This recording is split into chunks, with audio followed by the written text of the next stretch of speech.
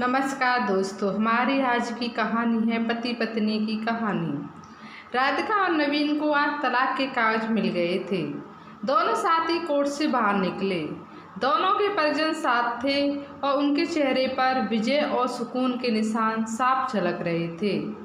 4 साल की लंबी लड़ाई के बाद आज फैसला हो गया था। 10 साल हो गए थे शादी को, मगर साथ में 6 साल ही रह पाए थे। 4 साल तो तलाक की कार्रवाई में लग गए। राधिका के हाथ में दहेज के सामान की लिस्ट थी जो अभी नवीन के घर से लेना था, और नवीन के हाथ में गहनों की लिस्ट थी जो राधिका से लेने थे। साथ में कोर्ट का यह भी आदेश था कि नवीन 10 लाख रुपए की राशि एक मुश्त राधिका को चुकाएगा। राधिका और नवीन दोनों एक ही टेम्पो में बैठकर नवीन के घर पहुंचे। दहेज में दिए सामान की निशानदेही राधिका को करनी थी, इसलिए 4 वर्ष बाद ससुराल जा रही थी। आखिरी बार, बस उसके बाद कभी नहीं आना था उधर। सभी परिजन अपने अपने घर जा चुके थे। बस 3 प्राणी बचे थे, नवीन, राधिका और राधिका की माताजी। नवीन घर में अकेला ही रहता था। माँ बाप और भाई आज भी गांव में ही रहते हैं। राधिका और नवीन का इकलौता बेटा जो अभी 7 वर्ष का है। कोर्ट के फैसले के अनुसार बालिग होने तक वह राधिका के पास ही रहेगा। नवीन महीने में एक बार उससे मिल सकता है। घर में प्रवेश करते ही पुरानी यादें ताज़ा हो गई। कितनी मेहनत से सजाया था राधिका ने इसको।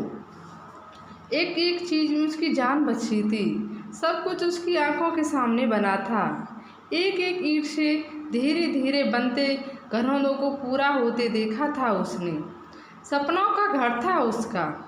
कितनी शिद्दत से नवीन ने उसके सपने को पूरा किया था। नवीन थका हारा सा सोफे पर पसर गया। बोला, ले लो जो कुछ भी चाहिए, मैं तुझे नहीं रोकूंगा। राधिका ने अब गौर से नवीन को देखा। 4 साल में कितना बदल गया है। बालों में सफ़ेदी छाने झांकने लगी है। शरीर पहले से आधा रह गया है। 4 साल में चेहरे की रौनक गायब हो गई है। वह स्टोर रूम की तरफ बढ़ी जहां उसके दहेज का अधिकतर सामान पड़ा था। सामान ओल्ड फैशन का था, इसलिए कबाड़ की तरह स्टोर रूम में डाल दिया था। मिला भी कितना था उसको दहेज। प्रेम विवाह था दोनों का। घर वाले तो मजबूरी में साथ हुए थे। प्रेम विवाह था तभी तो नज़र लग गई किसी की, क्योंकि प्रेमी जोड़े को हर कोई टूटता हुआ देखना चाहता है। बस एक बार पीकर बह गया था। नवीन हाथ उठा बैठा था उस पर। बस वो गुस्से में मायके चली गई थी। फिर चला था लगाने सिखाने का दौर। इधर नवीन के भाई भाभी और उधर राधिका की माँ। नौबत कोर्ट तक जा पहुँची और तलाक हो गया। ना राधिका लौटी और ना नवीन लेने गया। राधिका की माँ बोली, कहाँ है तेरा सामान? इधर तो नहीं दिखता, बेच दिया होगा इस शराबी ने। चुप रहो माँ। राधिका को ना जाने क्यों नवीन को उसके मुंह पर शराबी कहना अच्छा नहीं लगा। फिर स्टोर रूम में पड़े सामान को एक एक कर लिस्ट में मिलाया गया। बाकी कमरों से भी लिस्ट का सामान उठा लिया गया। राधिका ने सिर्फ अपना सामान लिया, नवीन के सामान को छुआ भी नहीं। फिर राधिका ने नवीन को गहनों से भरा बैग पकड़ा दिया। नवीन ने बैग वापस राधिका को दे दिया। रख लो, मुझे नहीं चाहिए, काम आएंगे तेरे मुसीबत में। गहनों की कीमत 15 लाख से कम नहीं थी। क्यों? कोर्ट में तो तुम्हारा वकील कितनी दफ़ा गहने गहने चिढ़ रहा था।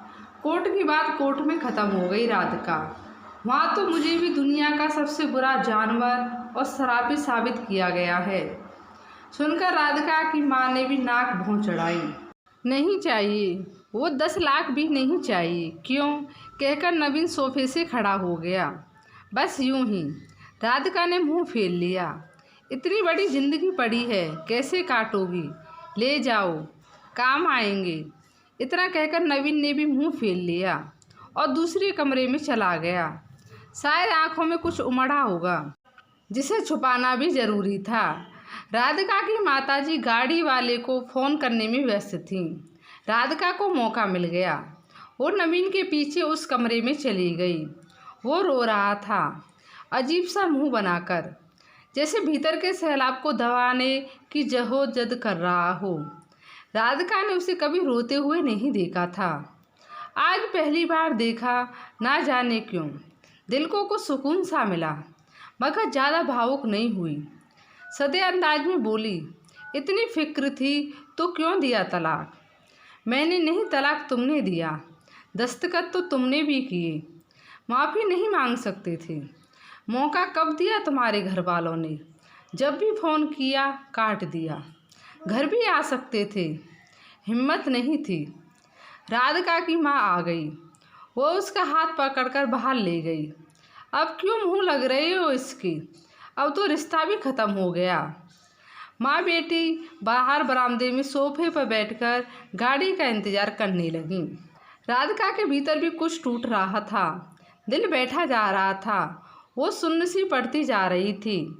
जिस सोफे पर बैठी थी उसे गौर से देखने लगी। कैसे कैसे बचत करके उसने और नवीन ने वो सोफ़ा खरीदा था।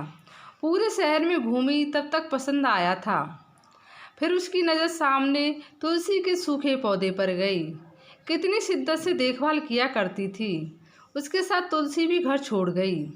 घबराहट और बढ़ी तो वो फिर से उठकर भीतर चली गई। माँ ने पीछे से पुकारा, मगर उसने अनसुना कर दिया। नवीन बेड पर उल्टे मुंह पड़ा था। एक बार तो उसे दया आई उस पर, मगर वो जानती थी कि अब तो सब कुछ ख़त्म हो चुका है, इसलिए उसे भावुक नहीं होना है। उसने सरसरी नज़र से कमरे को देखा। अस्त व्यस्त हो गया है पूरा कमरा। कहीं कहीं तो मकड़ी के जाल झूल रहे हैं। कितनी नफरत थी उसे मकड़ी के जालों से। फिर उसकी नज़र चारों ओर लगी। उन फोटो पर गई जिनमें वो नवीन से लिपटकर मुस्कुरा रही थी। कितने सुनहरे दिन थे वो। इतने में माँ फिर आ गई। हाथ पकड़कर फिर से उसे बाहर ले गई। बाहर गाड़ी आ गई थी। सामान गाड़ी में डाला जा रहा था। राधिका सुन सी बैठी थी। नवीन गाड़ी की आवाज़ सुनकर बाहर आ गया।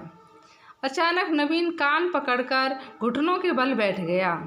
बोला, मत जाओ, माफ़ कर दो। शायद यही वो शब्द थे जिन्हें सुनने के लिए 4 साल से तड़प रही थी। सब्र के साथ सारे बांध एक साथ टूट गए। राधिका ने कोर्ट के फैसले का कागज़ निकाला और फाड़ दिया, और माँ कुछ कहती उससे पहले ही लिपट गई नवीन से। साथ में दोनों बुरी तरह रोते जा रहे थे। दूर खड़ी राधिका की माँ समझ गई कि कोर्ट का आदेश दिलों के सामने कागज़ से ज़्यादा कुछ नहीं। काश उनको पहले मिलने दिया होता। अगर माफ़ी मांगने से रिश्ते टूटने से बच जाएं तो माफ़ी मांग लेनी चाहिए। आपको ये कहानी कैसी लगी? लाइक और कमेंट करके ज़रूर बताएं, और चैनल को सब्सक्राइब करना बिल्कुल भी ना भूलें। धन्यवाद।